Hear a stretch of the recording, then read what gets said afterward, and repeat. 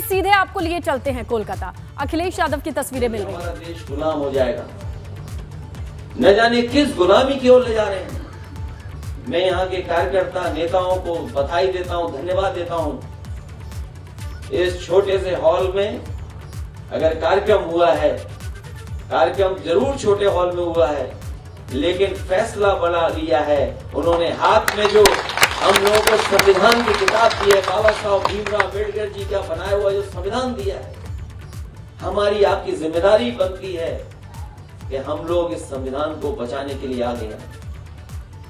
चाहे हमारी गिनती कम हो, लेकिन हम उनके साथ खड़े दिखाई देंगे जो हमारा संविधान देश का बचाना चाहते हैं।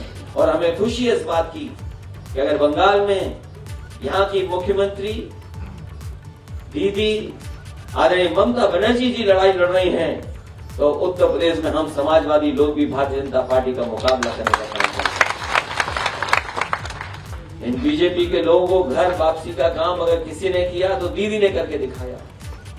और याद कीजिए वो नारा भारतीय जनता पार्टी के सबसे बड़े नेता ने क्या कहा था, किस तरह के भावना के साथ वो नारा दिया था। लेकिन मैं बधाई देना चाहता हूं बंगाल की जनता को। उन्होंने तो केवल माइक से अपमानित करने के लिए कहा था, लेकिन बंगाल की जनता ने एक एक वोट देकर के दीदी को सत्ता सौंपने का काम किया था। मैं जनता को बधाई देना चाहता हूं। हालांकि समाजवादी पार्टी का एक अपना रास्ता है, लेकिन देश की भूमिका में, देश की राजनीति में समाजवादी पार्टी अपनी भूमिका निभाएगी। और अगर हमें संविधान बचाने के लिए कोई भी त्याग करना पड़ेगा, तो हम समाजवादी पार्टी के लोग एक साथ खड़े होकर के संविधान को बचाने के लिए त्याग करने का काम करेंगे। मुझे खुशी है इस बात की कि बड़ी संख्या में लोग आए, और हम अपने संचालन करने वाले साथी का धन्यवाद देंगे कि हमें याद नहीं था कि इस हॉल में मैं पहले भी आया था, और इस हॉल में फिर आया हूं। जब इस हॉल में आए होंगे तो उत्तर प्रदेश में सरकार बनी होगी। इसके बाद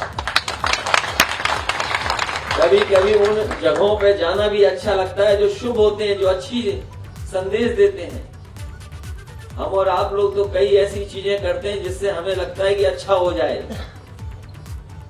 अगर इसी स्थान से कोई संदेश अच्छा जा रहा है तो हम धन्यवाद देते हैं कि इस हॉल में दोबारा बुला करके हम लोगों को एक मौका दिया अपनी बात कहने के लिए। लड़ाई बड़ी है, अभी लोकसभा नहीं चल पा रही है। बीजेपी के लोग ये कह रहे हैं कि कांग्रेस पार्टी के नेता ने हमारे भारत से दूर कहीं कोई ऐसी बात कर दी जो भारत को ठेस पहुंचा रही है। हम उन्हीं भारतीय जनता पार्टी के लोगों को याद दिलाना चाहते हैं, उत्तर प्रदेश की विधानसभा, और जब विधानसभा में उनके मुख्यमंत्री बोल रहे थे तो उन्होंने समाजवाद की परिभाषा देने का काम किया। और जो परिभाषा हम लोगों ने उनके मुंह से सुनी, जिसने भी सुनी उसने ये महसूस किया कि उत्तर प्रदेश के मुख्यमंत्री बाबा साहब भीमराव अम्बेडकर जी का बनाया हुआ संविधान का अपमान कर रहे हैं। अगर भारतीय जनता पार्टी को ये लगता है कि कांग्रेस के लोगों ने इंग्लैंड में जाकर के भारत का अपमान किया है, तो उन्हें उत्तर प्रदेश के मुख्यमंत्री का भी भाषण वो सुनना चाहिए जो उन्होंने विधानसभा में दिया। जो लोग भी उस भाषण के बारे में जानकारी कर लेंगे वो महसूस करेंगे कि बाबा साहब भीमराव अम्बेडकर जी का दिया हुआ संविधान का उन्होंने अपमान करने का काम किया। जो लाइनें उन्होंने कहीं सदन में, वो इंग्लैंड की प्रधानमंत्री नहीं थी, उनकी अंग्रेजी लाइनों को हिंदी में कर करके सुनाया। देश में कभी कभी बवाल हो जाता है इस बात का कि लोग दूसरे के भाषण को अपना भाषण बना देते हैं। और उत्तर प्रदेश के मुख्यमंत्री तो योगी हैं, संत भी हैं, और एक पीठ के बहुत बड़े पीठाश्वर भी हैं। वो अंग्रेजी भाषण को हिंदी में बोल रहे हैं केवल समाजवाद को अपमानित करने के लिए। उस पर भारतीय जनता पार्टी को कोई चिंता नहीं। अभी कई पत्रकार साथी हम लोगों से कह रहे थे कि आप बंगाल में क्यों आए हैं, और आखिर बंगाल में ही क्यों कार्यक्रम आप कर रहे हैं?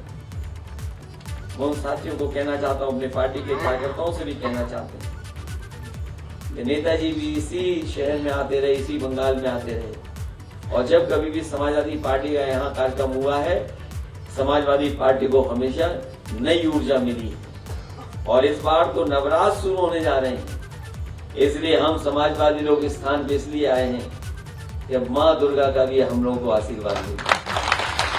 और हमें भरोसा है कि इन लोगों ने, जिन्होंने संविधान को खत्म करने का कोशिश की है, उनका हम लोग मुकाबला करेंगे। और अगर हम चीजें पीछे मुड़ करके देखें तो बताओ महंगाई कहाँ पहुंच गई है? डीजल पेट्रोल की कीमत क्या है? सिलेंडर गैस का कहां पहुंच गया? आज हर जरूरत की चीज महंगी हो रही है।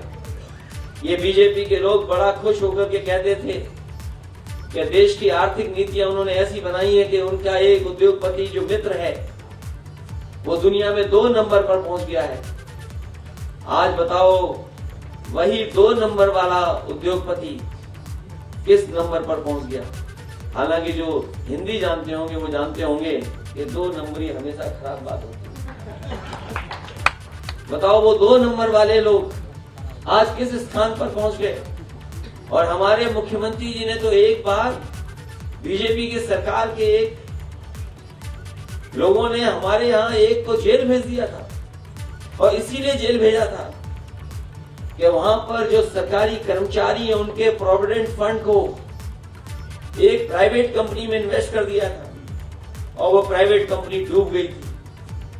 डूबने के कारण सरकार का पैसा डूबा।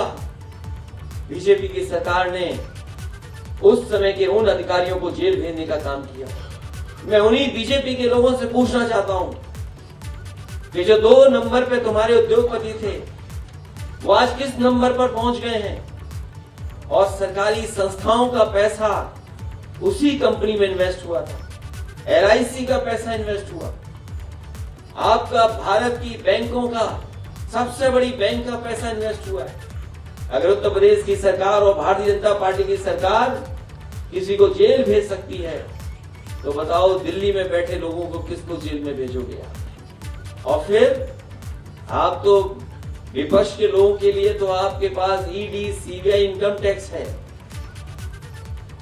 और अगर आपके साथ कोई आ जाए तो उसके लिए आपने कोई नई वैक्सीन बनाई है। ये जो बीजेपी की वैक्सीन जो लगवा लेगा उसे न ED, न CBI, न इनकम टैक्स कोई परेशान नहीं करेगा।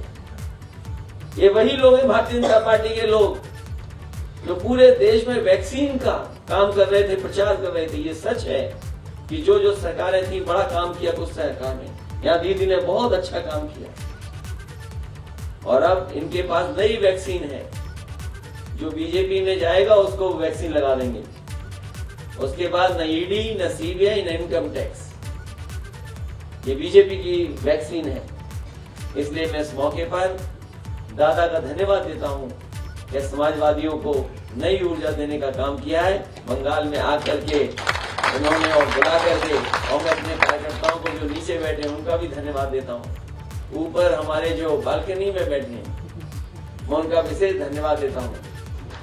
जो एयरपोर्ट पर पहुंच करके स्वागत में आए थे उनको भी बहुत बहुत बधाई। लेकिन देश की बड़ी लड़ाई है, इस बड़ी लड़ाई में हम लोग साथ देना चाहते हैं। इस बड़ी लड़ाई में हम लोग किसी का नुकसान नहीं करना चाहते। चाहे हमारे एक वोट की मदद हो, लेकिन हम एक वोट को संविधान को बचाने के लिए डालना चाहते हैं।